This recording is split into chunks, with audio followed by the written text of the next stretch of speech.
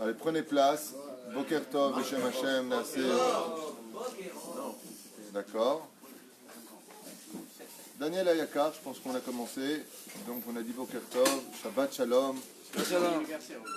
C'est Yom Houledet Sameach.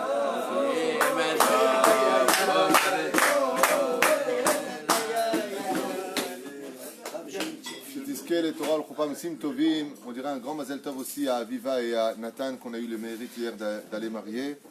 Shiskou les Ben Zachar Hashana. Un grand Mazel Tov à Monsieur Zerbib qui est grand-père d'une petite fille magnifique. Il s'appelle comment?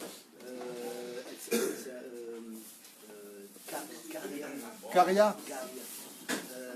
Presque ça. C'est presque ça. Grand-père. C'est pour un grand-père, il s'en souvient le grand-père, hein, pour un grand-père. Top, il a fait Mazel Tov et Shah Tova. Juste un instant, je vous demanderai un peu de patience.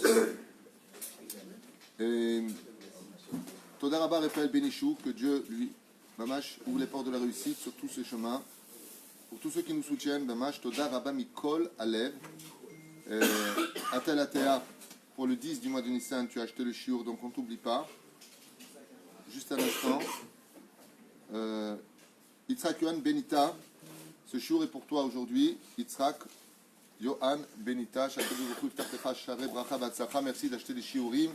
Ça nous aide et vous en profitez parce que c'est un grand mérite, puisque tous les gens les regardent. Enfin, beaucoup de gens en tout cas les regardent. Aujourd'hui, ce matin aussi, un cours acheté par Dvorah Ouzan, Toda Rabba Mikol Alev. Il ressemble que tous les jours on ait le mérite de pouvoir avoir quelqu'un qui achète un chiour pour l'élévation, la refouach-lema, la réussite, le mariage, pour avoir des enfants. C'est un grand srout de l'Agdil Torah ou de l'Adira. Mamash. Refouach-lema, refouach-nefesh, refouach-adouf. Pour tous les malades d'Israël. Il y a aussi, attendez juste un instant, les Ilou Nishmat Dov, Shimshon, Ben Sion, Ben Rehdouma, si je l'ai bien prononcé. בעזרת השם רוח השם תנחנו בגן עדן עליון בכל השוכבים עמו בכלל הרחמים והסליחות וכן יהי רצון ונאמר אמן. Voilà. Je dis qu'on était le 5 du mois d'avril, le Kaftet. Nous sommes la veille de Rosh Chodesh Nissan, un mois extraordinairement fort dans l'année juive. C'est le seul mois où les lettres d'Hachem sont dans l'ordre du Yudke Vavke. Et ce Shabbat est particulier puisque, vous savez, que nous avons le mérite d'avoir un mois d'un Shabbat qui sera empreint de 3 Sifrei Torah, la paracha de la semaine Tazria, Rosh Chodesh, Chodesh Lachem, et ensuite Rosh Chodesh, la paracha du mois qui annonce le mois de Nissan, et puis en même temps c'est Rosh Chodesh Nissan. Donc on dira le Hallel, ce Shabbat, un Hallel particulier, et ensuite on dira le premier jour de la Birkat HaNesi'im, le premier prince d'Israël qui viendra apporter ses offrandes, puisque ce sera l'inauguration du tabernacle, le Aleph de Nissan. Et puis en même temps, c'est le Rosh Hashanah des rois. C'est Rosh Hashanah des rois. Donc c'est beaucoup de choses. Tout ça, c'est ce Shabbat. Les rois, un roi. Le roi d'Agobert. Le roi d'Israël, l'Elef Alfaf Dalit. Alors, on va faire juste comme ça, et comme on est un petit peu pressé par le temps, parce qu'il faut faire aussi Shtei Bikra Vechat Targum, de dire un mot sur la paracha de la semaine, et puis nous attaquerons tout de suite après, avec l'aide d'Hachem, les halachot. Puisque là, ce qu'il faut faire pendant toute cette période, c'est d'étudier ensemble les halachot de Pessah, puisque je vois que d'année en année, les questions, voire même les mêmes questions, ressortent de la bouche de plusieurs personnes différentes. Les Aïkar. La paracha, on a le temps d'étudier pendant Shabbat Kodesh, et c'est ce qu'on fera avec l'aide d'Hachem. On fera une partie halacha et une partie, bien entendu, paracha de la semaine. Même si le Ikar de l'étude pendant toute cette période, Minag Israël ou, c'est de parler essentiellement de toutes les halachot de Pessah. Et elles sont très nombreuses, aussi bien au niveau des matzot, au niveau du seder de Pessah, au niveau de ce qui est permis et d'interdit. Aujourd'hui, nous parlerons de la cosmética, de quels sont les produits cachers pour Pessah, avec l'aide d'Hachem, et nous reprendrons avec l'aide d'Hachem par la suite, dans les autres shiurim, eh bien, les kelim, archarat kelim, et ensuite on rentrera blineder dans le seder de Pessah, Yom Tov, qui fait un jour, qui fait 2 jours. Même si ces shiurim-là, je vous dis franchement, sont déjà enregistrés dans toratraim.net, vous pouvez les regarder là-bas, Bezrat Hashem, eh bien vous pourrez en même temps réécouter de vive voix ces halachot. Alors, un mot sur la paracha de la semaine. pour réveiller chez nous un petit peu un grand Moussar Eskel, une question que pose le rabbi de Lubavitch, Sruto Tagen Alenu. Vous savez que la paracha se divise en deux sujets principaux. Il y a d'autres sujets, mais il y en a deux principaux.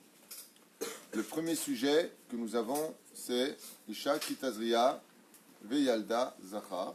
Okay?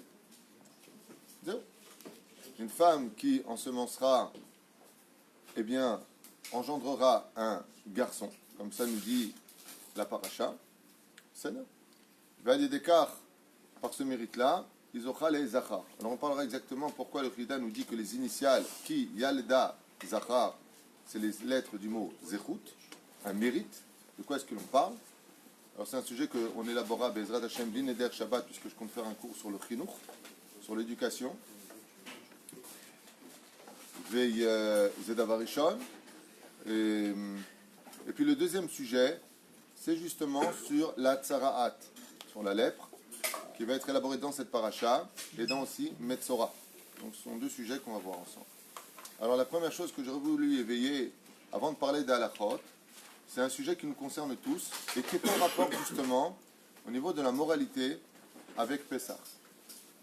Vous savez que quand une personne était frappée de la lèpre, il avait un siman sur lui, une espèce de signe, une espèce de bouton, une espèce de tache, plus exactement, qui apparaissait au niveau de sa peau. Pourquoi? Parce que s'il y a une chose au monde que Hachem déteste, c'est l'hypocrisie. Boré Olam, Hachem déteste l'hypocrisie. Il ne supporte pas les gens hypocrites. De l'autre côté, la franchise est belle, la franchise est bonne, à la condition qu'elle ne blesse pas l'autre. D'accord? Alors, qu'est-ce qui peut joindre ces deux extrêmes, entre être hypocrite et être trop franc? Ça s'appelle un mot très important qui nous concerne tous, diplomatie. Il faut être diplomate. La diplomatie concerne absolument l'ensemble des deux. D'un côté, je ne veux pas être hypocrite. De l'autre côté, je ne veux pas te faire mal en étant franc. Imagine le mec qui lui dit ah, tu sais, moi j'ai une bonne mida, qu'est-ce qu'il y a?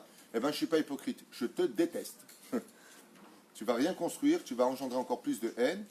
Et vous savez que dans la construction, la première pensée qui doit venir à notre esprit, quand on vient pour parler avec l'autre, la première condition d'une discussion, c'est de savoir si ce que je veux dire va venir construire ou détruire. Réfléchis bien aux mots que tu vas employer. Quand tu viens pour parler, que ce soit dans le domaine familial, des couples, professionnel, social, éducatif, fais très attention avant d'ouvrir ta bouche, de te poser une question. Des fois, tu es énervé contre les enfants, tu vas leur dire « Attends, avant de parler, réfléchis si ce que tu vas dire va construire ou détruire. Si ça va détruire, alors ne t'étonne pas des résultats. Si ça va construire, alors parle. Comment on peut construire? C'est ce qu'on va apprendre en deux mots sur la paracha de la semaine. Arei Yadoua, que seul le Kohen avait le droit de décréter qui était pur et qui était impur.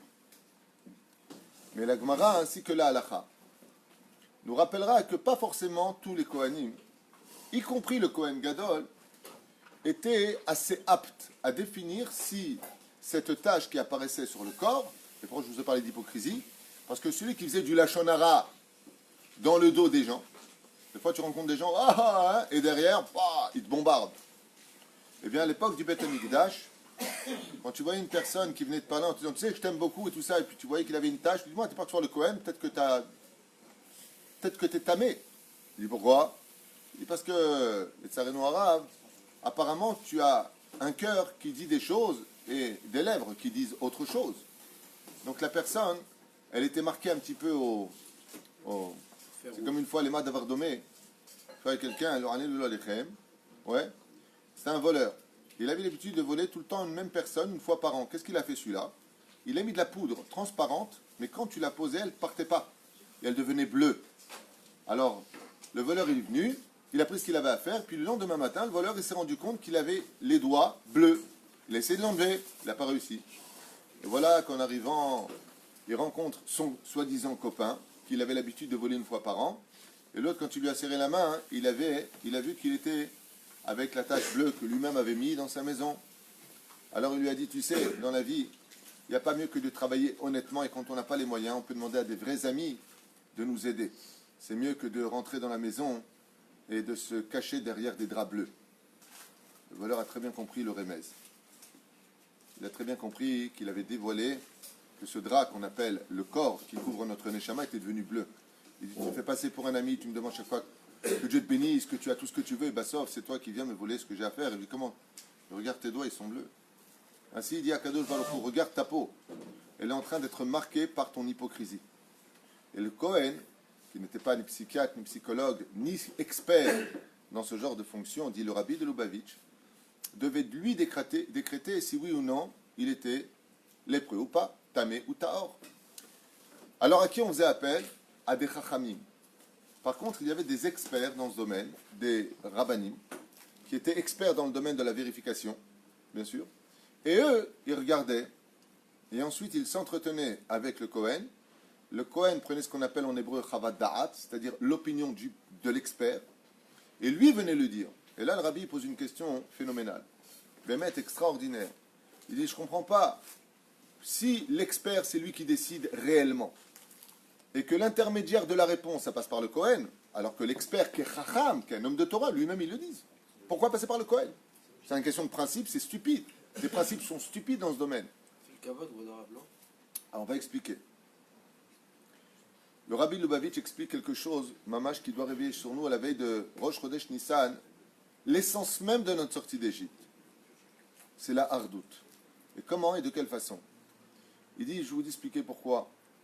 Le Kohen, quand il est né Kohen, vous savez que le mot Kohen, Lévim, Israël, c'est Kaf, Lamed, Yud, Keli. C'est-à-dire, on doit créer un ustensile. La seule lettre qui représente un ustensile du mot Keli, c'est laquelle? C'est le Kaf. Quand tu prends la lettre Kaf et que tu la regardes, ça fait un Keli. Ouais. Ensuite, tu as le Lamed et le Yud. Donc, la forme qui démontre que la vie est un Keli, c'est-à-dire que nous devons être un Keli, un ustensile dans lequel doit reposer toute notre Torah, notre peuple, notre idéologie, c'est la lettre Kaf. Be'ezrat Hashem. Et cette lettre Kaf, c'est la première lettre du mot Kohen. Et comment tu le vois dans les lettres du mot Kohen? C'est que quand tu prends la première lettre du mot Kaf, ça c'est pas Rabbi Lubavitch qui l'enseigne. C'est un autre commentaire. Après je reviens dire sur ce qu'a dit le Rabbi Lubavitch. Qu'est-ce qui reste dans les mots Kohen? He et Nun. Quelle est la seule lettre qui peut se parier avec elle-même dans l'alphabet? He et Nun. Ça veut dire que si je veux faire 10, si je veux faire 100, si je prends par exemple le guimel, ou si je prends par exemple le guimel, quelle lettre je vais prendre pour avoir 10, pour faire la complémentarité? Le zaïn, mais ce n'est pas la même lettre. Quelle est la seule lettre pour faire 10? Et en prenant le même. He, c'est 5. Pour avoir 10, c'est encore He. Et elle se marie avec elle-même. Nun, c'est 50. Pour arriver à 100, c'est un autre Nun. He et Nun sont des lettres dans la Kabbale, dans les côtés ésotériques, qui ne se marient qu'avec elles-mêmes. C'est pour ça qu'il y a marqué Hen Am Levada Dishkon. Dans la paracha de Balak, là-bas c'est marqué Hen Am. Ce peuple-là ne se marie qu'avec lui-même. Et il y a marqué Hen, He, Nun. Pour t'enseigner que ces lettres-là se marient avec elles-mêmes. Là, tu apprends que le Kohen, c'est le Keili des lettres He, Nun. Comment tu écris Kohen? Kaf, He, Nun. Qu'est-ce qu'il est capable, le Kohen? De faire la hardout dans son cœur et d'aimer chaque juif. C'est pour cela que c'est le seul, dit le Rabbi Lubavitch, qui a le droit de dire la bénédiction au nom d'Hachem, que lui, il est capable d'aimer chaque juif. Baruch ata Hashem, Amevarech ta'amu Israël, Be'ahava. Il jure au nom d'Hachem qu'il est capable d'aimer chaque juif, par amour. Incroyable. Lui, il est capable d'aimer. Et la halakha est psuka. La halakha nous dit que si le Kohen, il n'aime pas quelqu'un dans la Beth Knesset, il n'a pas le droit de monter faire la bracha, il sort de la synagogue. Mais s'il monte sur la teva, c'est parce qu'il a été capable dans son cœur de bénir tout le monde, parce que Béhémet, il les aime. Et pourquoi d'Afka le mot aimer? Parce qu'il est capable de s'unir. Je ne peux pas aimer tout le monde. Il dit si. Pourquoi? Parce que le Kohen, il est capable d'aimer les autres comme lui, il s'aime. Kohen, he, he. Nun, nun. Mon complément à moi, c'est toi. Chaque juif est le complément du Kohen. Et étant donné qu'il est capable, dit le Rabbi Lubavitch, d'aimer chaque juif, alors vous imaginez un Kohen coléreux, un Kohen haineux. Ah, faut vérifier si c'est vraiment un Kohen. Parce qu'ils ont ça dans leur sang, les Kohanim. Ils ont cette force constamment de se travailler eux-mêmes pour aider les autres. C'est pour ça que Dieu les a choisis, il leur a dit, vous les Kohanim, ce qui paraît même un germe que les autres n'ont pas dans le sang, qu'on peut reconnaître les Kohanim, selon certains scientifiques. Eh bien, il dit, c'est très simple. Si un Chacham, un grand Torah, qui n'est pas Kohen, il voit que la personne, elle est pure ou impure, lui, il fait son travail. Mais on a un klal. C'est qu'on ne sait pas si le Chacham, il est capable d'aimer comme le Kohen, lui, est capable de jurer au nom d'Hachem, Baruch Ata Hachem. Et après, il finit, Israël Be'ahava. Lui, il fait partie du Tzibur, le Chacham. Mais il n'est pas forcément capable d'aimer comme lui-même. Même si la Torah nous dit, Ve'afta l'ereacha kamocha, ani Hachem. Tu dois être capable d'aimer. On dit que le Kohen, on lui dit, Ko, Tevarchu et Bene Israël. Mazeko, Kaf, He, Tevarchu et Bene Israël.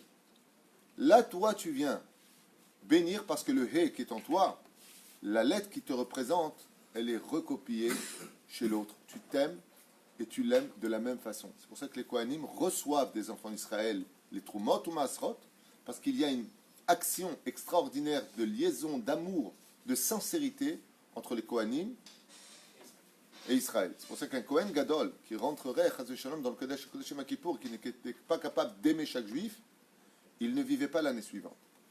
Il s'était rendu d'une certaine façon pas saoul de son tafkil, de son rôle à jouer.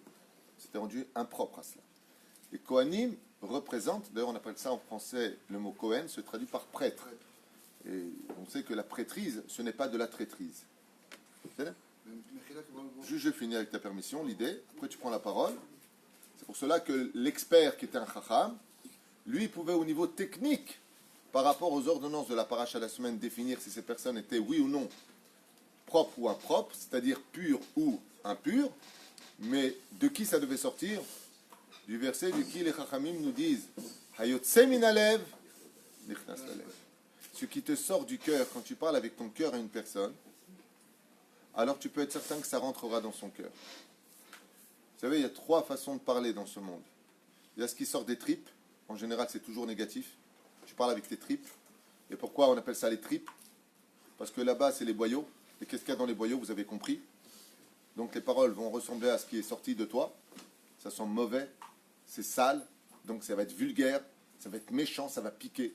Tu parles avec tes tripes. Il y a ce qui vient du cerveau, de façon intellectuelle, mais neutre. Et puis, il y a un 3e langage, c'est celui qui sort du cœur. Et les Chachamim nous disent, ce qui sort du cœur rentre dans le cœur. Le seul, comme la lettre He se réfère dans l'un et dans l'autre, ils te disent ce qui sort du cœur. Ko, toi qui es un Kéli, parle avec ton cœur, c'est la lettre He. Pam pam, pam pam, ce qui sort du He. Akadosh Baruch Hu Borei Olam, quand on écrit Hachem, ouais, comment on l'écrit dans nos cahiers? Qu'est-ce qui représente la lettre qui représente Hachem? C'est la lettre He. Pour dire que Dieu il nous aime comme la lettre He est capable d'aimer. C'est Pérouche Adavar. Et la reine à Cohen, quand il entendait la Chavadat, quand il entendait l'opinion de l'expert qui était Chacham, du rabbin qui va te dire papa, Dieu dit malgré tout, le seul qui décrétera et qui dira à l'autre une phrase qui peut être terrible. Vous ne vous rendez pas compte ce que c'est d'être retranché du peuple d'Israël, de parler avec des murs, d'être isolé. J'ai fait un cours sur la solitude. C'est la pire des maladies de ce monde. C'est la pire. Quelqu'un qui est malade mais qui est bien entouré, il subit moins de souffrance que celui qui va bien mais qui vit seul. Il n'y a pas pire que la solitude au monde. Et lui, on va l'isoler. Imagine le mec qui vient le voir et lui dit Baba, t'es tamé, t'es impur. Vous savez ce que ça veut dire? Va parler maintenant avec les murs. Tout comme toi, tu es isolé avec ton lachon hara une personne. De la même façon, maintenant, on va t'isoler. Mesure pour mesure ne s'annule pas. Et la personne, elle va le faire. Seulement, écoutez bien pourquoi ça va plus loin que ça. Le Zohar HaKadosh nous met en garde et nous dit, sache une chose, dans les épreuves que tu subiras, ouvrez bien grand vos oreilles. Rien que pour ça, ça valait le coup. Dans les épreuves qu'un homme subit, seul s'il a pris cette épreuve avec amour, ça efface ses fautes. Mais s'il prend cette épreuve, et il la grogne, et il n'est pas content, et il ne l'accepte pas, ben il a souffert pour rien, le mec. La personne a souffert pour rien. Oshata mekabel be'ava, et c'est pour ça que qu'est-ce qu'on dit quand une personne décède? Baruch Adonai Emet. Gamzo letova. Kol David Rahamana letavavid. Pourquoi tellement de phrases? Pour bien dire à Dieu, malgré tout, c'est dur pour moi, Hachem, aval je reçois be'ava. Si tu dis pas cette phrase-là, tu ne viens pas réparer tes fautes. tu ne viens pas régler tes dettes. Tu dois recevoir Be'ava. Donc le Kohen, c'est le seul qui approprie à cela. Pourquoi? Parce que le Chacham, il vient, il va lui dire Habibi, alpi alachat tatame, zéouzé, lech. Ouais, pourquoi je suis tamé? Il va commencer à parler du mal des rabbanim. Ouais, de toute façon, pour qu'ils se prennent cela et pas. Laisse tomber le conflit. Par contre, si celui qui va ouvrir sa bouche, c'est quelqu'un qui a prouvé qu'il est capable d'aimer, c'est quelqu'un qui passe son temps à te bénir, que Dieu te garde, que Dieu te protège, que Dieu te. Quand ça sort de sa bouche à lui, le Rabbi Lubavitch, il dit Hayotse minalev, nichnas lalev. C'est pour ça que c'est le Kohen qui, lui, savait comment parler, lui, savait comment donner, lui, savait faire passer les messages d'amour. Quand le Kohen est décrété, excuse-moi, mais apparemment tu es tamé.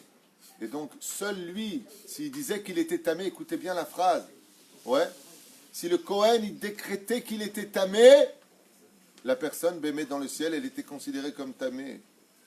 Et si le Kohen, il s'est trompé, le Rav lui dit, écoute, pour moi, j'ai un safek, pour moi, ouais, il est tamé. Lama, kol safek doraita le khumra. Quand il y a un doute sur un... Imaginez un petit peu. Et le Kohen, il dit, non. Il est tahor, il est pur. Et s'il était tamé, dans le ciel, on le déclare pur. La parole du Kohen, elle a force de loi dans le monde d'en haut et le monde d'en bas. Quand les gens, des fois, ils me disent, ouais, Rav, je suis Kohen, pourquoi je ne peux pas marier avec une convertie, je ne peux pas marier avec une divorcée, je ne comprends pas pourquoi Dieu il fait ça. Parce que tu ne sais pas qui tu es. Parce que quand toi, tu déclares quelque chose, dans le ciel, on le déclare. Tu es celui qui représente l'intermédiaire d'une certaine façon dans la Beth Knesset, qu'on va faire monter en premier. Tu es Kohen, tu n'es pas n'importe qui. Les Kohen, c'est pas n'importe qui. À une époque, dans les Beth Knesset, avant, le Kohanim ne s'assied pas avec tout le monde. Ils avaient la place des Kohanim, dans beaucoup de Beth Knesset. Aujourd'hui, les Kohanim, on leur donnait la place des Kohanim. C'est pour ça que quand le Kohen il vient, qu'est-ce qu'on fait? On met le tapis pour qu'il monte dessus. Les Kohanim avaient une place privilégiée. Les Lévis aussi. Hein? Les Lévis aussi. Les Lévis servent les Kohanim. C'est les serviteurs des Kohanim. C'est pour ça que quand le Kohen va faire la bracha, qui se lève pour aller lui faire Netilat Yadaïm? Les Lévim ou les Bechorim, selon Ben Ishraï. Et d'autres poskim. Et c'est pour cela que je fermerai cette parenthèse sur la paracha de la semaine. Juste pour vous dire, Be'ava ou Bechiba Yetera, que aujourd'hui, quand on vient pour retirer le Chametz de l'autre, quand on va venir, Bezrat Hashem, nettoyer notre maison, quand on va venir pour éduquer nos enfants, n'oubliez pas d'avoir des bouches de Kohanim, des bouches remplies de bénédictions. Je me souviens une fois, à Belleville, il y avait un conflit entre deux personnes. J'étais jeune. Une personne disait, de toute façon, celui-là, regarde, celle-là, pardon, parlant d'une vieille dame, comment elle parle, et elle parle, et elle parle. Et juste à côté, il y avait d'autres femmes qui ont répondu, elle, mais elle n'a que des brachot dans sa bouche. Elle ne bénit que les gens dans sa bouche.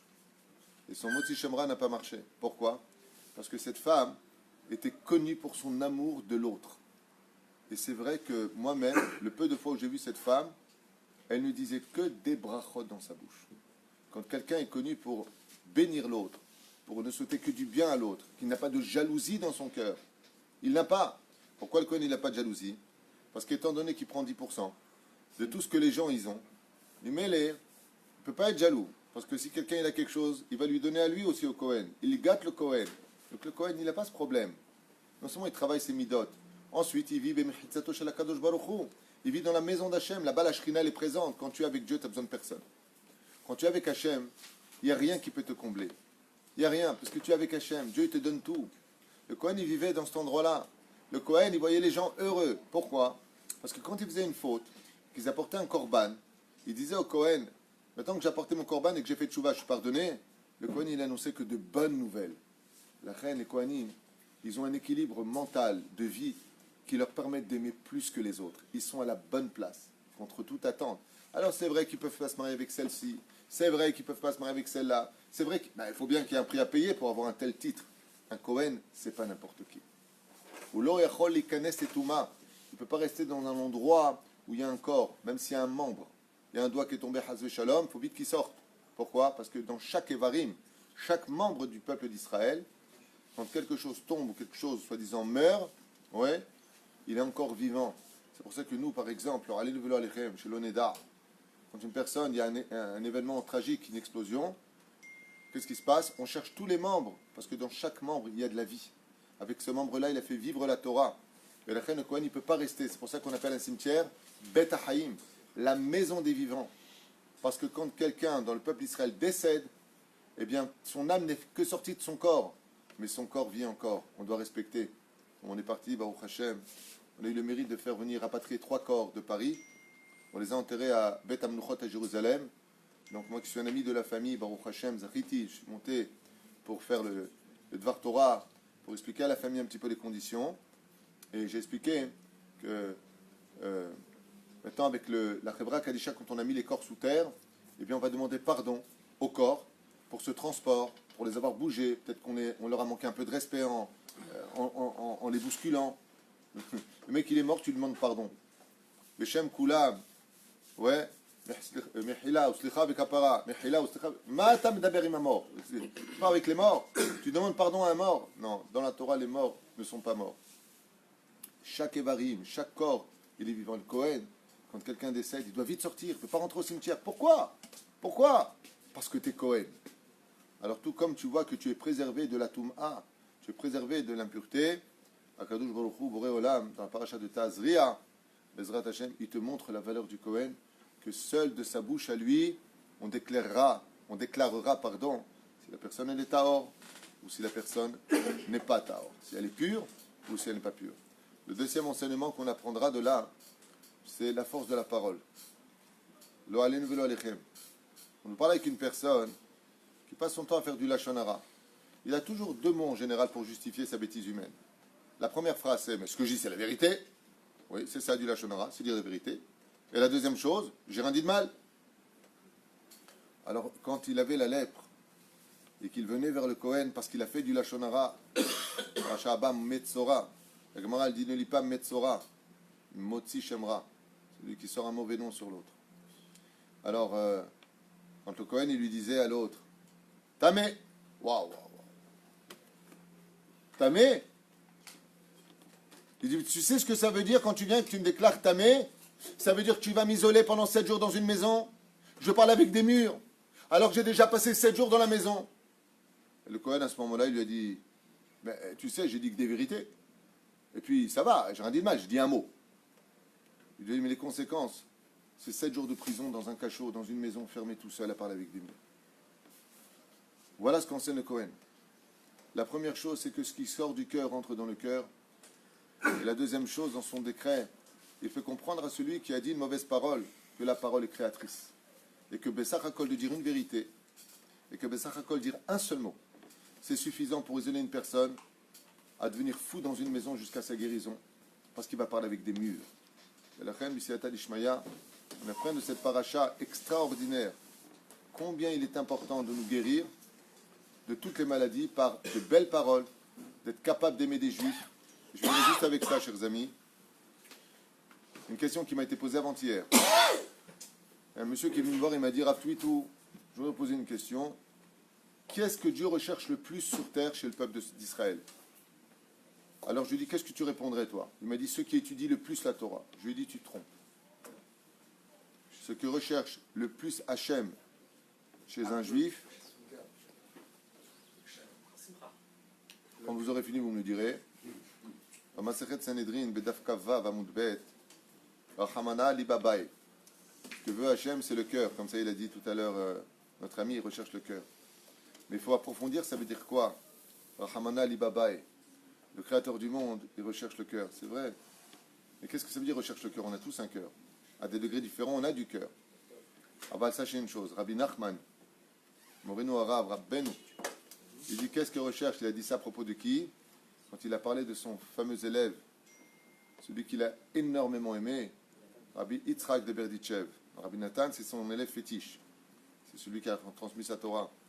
Il a dit ce que recherche le plus Hachem, c'est ce que j'ai dit à cette personne-là, c'est qui parmi son peuple va trouver une bouche qui défendra la valeur du peuple d'Israël, et qui le plus déteste, c'est celui qui trouve toujours des accusations pour le peuple d'Israël. Comme ça dit Rabbi Nachman. Rabbi Nachman, il dit, Akadosh Baruch Hu recherche comme des diamants les bouches qui trouveront du srout au peuple d'Israël.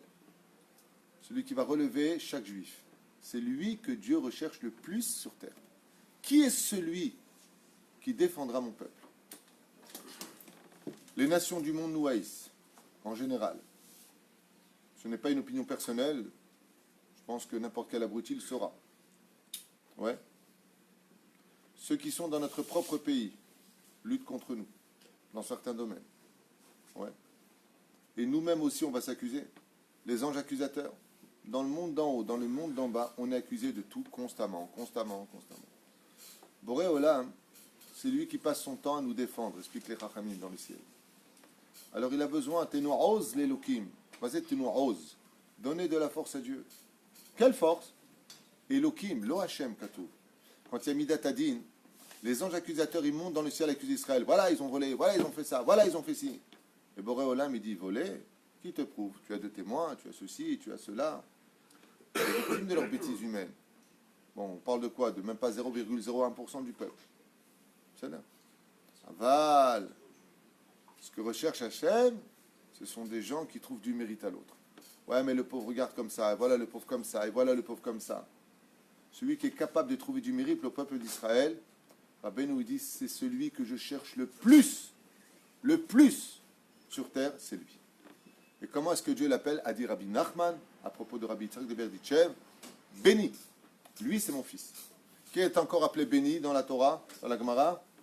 Rabbi Ishmael ben Elisha, béni. Pourquoi il l'appelait béni? Parce qu'il était Kohen Gadol. Et le Kohen Gadol, c'est celui qui sait constamment trouver du mérite pour chaque juif. Le juif venait lui dire, voilà, j'ai fait ça, j'ai fauté. Il lui dit, mais de l'autre côté, combien de mitzvot tu as fait? Rabbi Nachman, il dit, celui qui veut vivre son lendemain avec espoir, que même qu'il a fait des bêtises, il fait tchouva dessus, tout de suite il va se trouver un mérite. Pourquoi? Ne laisse pas une mauvaise image de toi. Et ça, c'est marqué dans Masechet Avot. Al ti racha bifnei atzmach. Ne te vois pas comme un rachat. Et si le mec il dit, mais je suis un rachat, alors fais tchouva. Aval, ne te vois pas mal. Parce que si toi tu te vois mal et que tout le monde te voit mal, tu vas être mal. Parce que malgré tout, tu as des qualités. Quelqu'un qui est venu me voir il y a plusieurs semaines de cela, il m'a dit, ouais, moi je fais pas Shabbat, je fais pas ça, je fais pas ça, je fais pas ça. Le mec, tu l'aurais écouté, c'est Tchabéav. J'y arrive pas. Et je lui ai donné comme ça un coup sur l'épaule, je lui ai dit, mais tu te rends pas compte le sroute que tu as, tu marches en Eretz Israël. Tu es déjà quelqu'un de grand pour ça.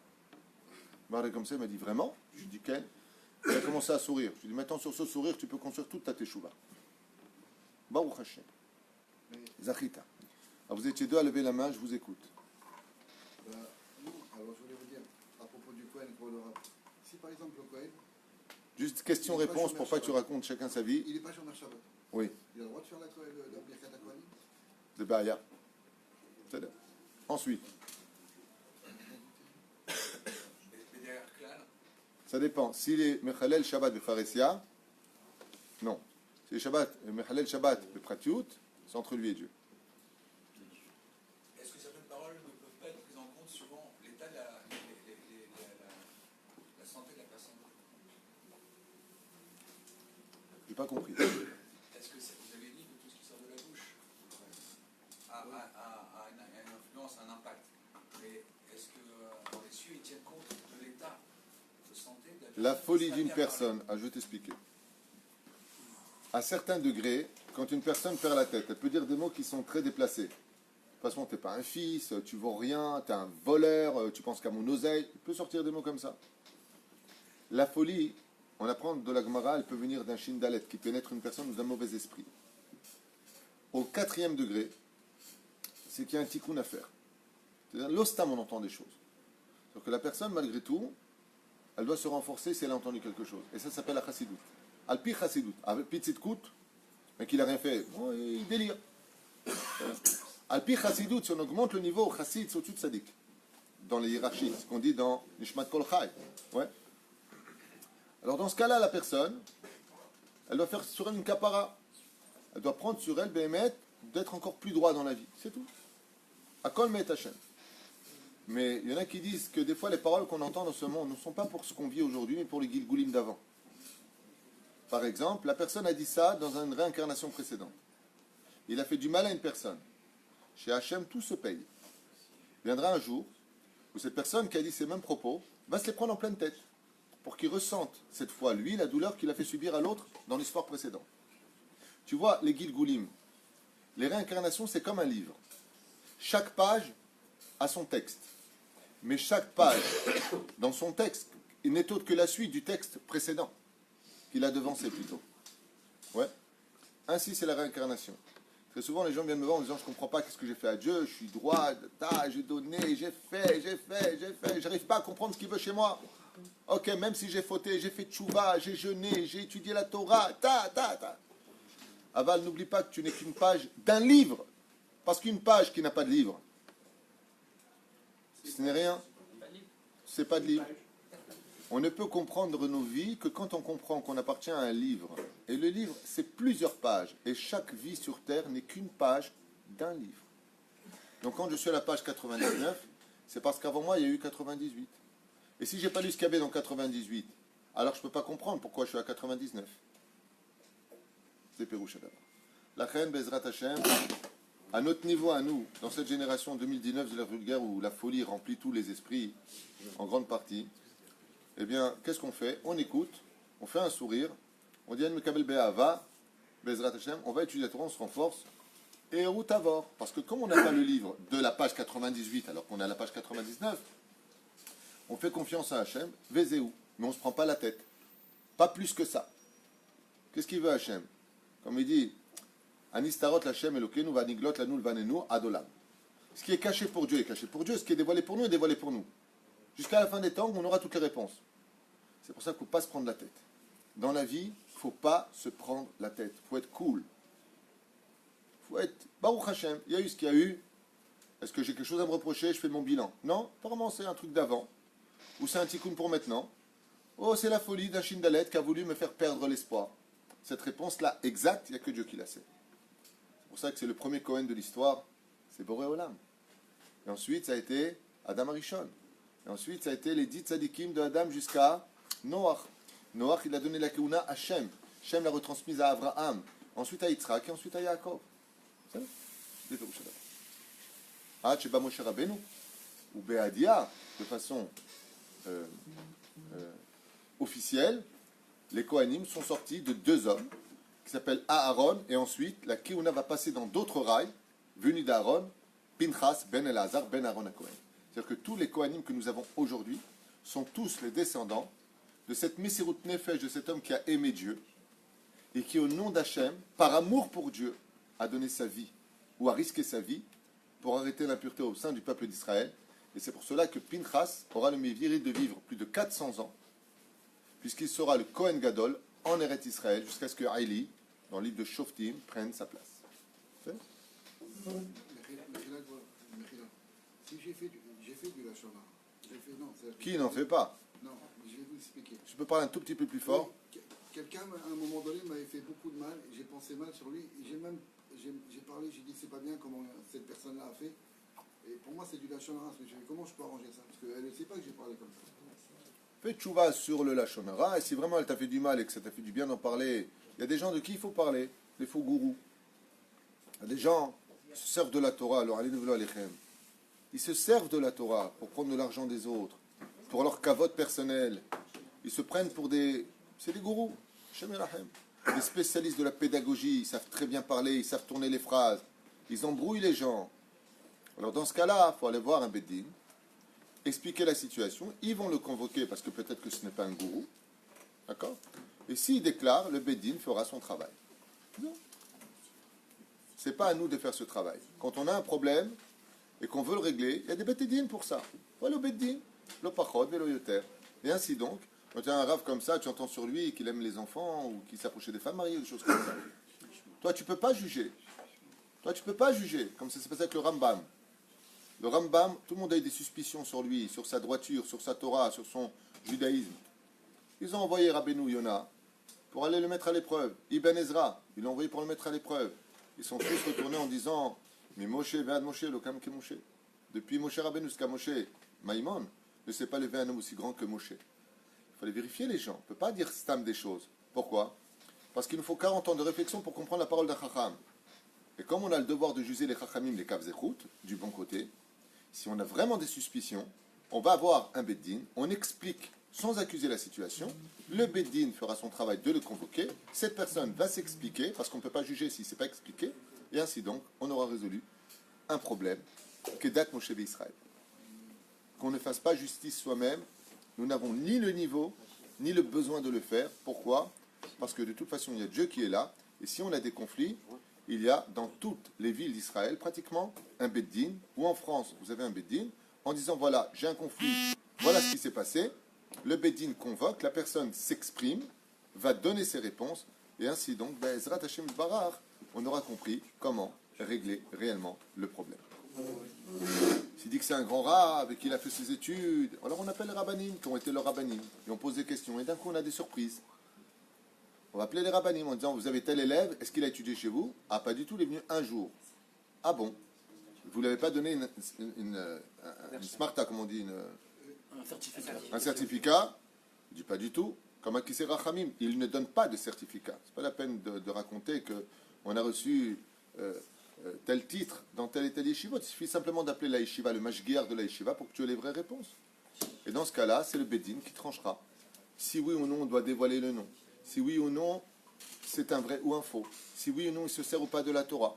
Peut-être qu'il y a des fois des gens qui vont un petit peu falsifier les choses parce qu'ils savent qu'ils peuvent apporter un plus au peuple d'Israël. Et s'ils peuvent rapporter un plus, tant mieux. S'ils n'enseignent que du moussard, s'ils n'enseignent que des belles choses, la malo. Mais qu'il se fasse passer pour un posek halacha. Comme tu m'avais raconté une fois, tu avais rencontré un rabbin des bois qui avait dit à Rosh Hashanah allez, à Kippour, on est pardonné, on va à la piscine, on mange. Comme ça, il m'a raconté. Ça s'appelle rabbin des bois.